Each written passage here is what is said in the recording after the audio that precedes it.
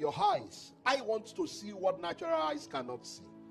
Who would have thought that a way could be in the Red Sea if not for supernatural eyes? God, bless me with supernatural eyes. Bless me with vision. I consecrate my eyes. Your key word there is, I made a covenant with my eyes. What of your ears? Jesus said, take in what you hear. What are you going to do about the things you are hearing? Or you are still going to be hearing rubbish? What about your hands? Not touching anything that is unclean.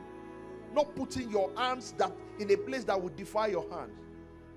I didn't read that to you, but you know when Jacob was old, Joseph took his children to him. And Jacob, he laid his hands on them. Yeah, the Bible says he crossed his hand, but he laid his hands on them. His hands were not empty. You are 20 years old in the Lord, your hands are still empty. There's no grace under your hand because you touch anything. Let's have consecration, people of God, and they start with knowing how to yield your body, knowing how to possess your vessels in sanctification and honor. That no guile is found in your mouth, that no wicked thing is said before your eyes, that your legs don't go where the Holy Spirit will take you to, will not go with you, rather.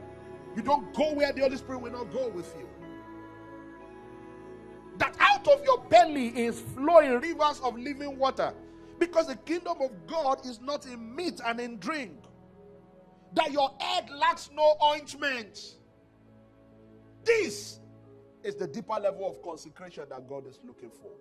When your entire being is fully devoted unto Him, then you will see Him drawing you into deeper fellowships.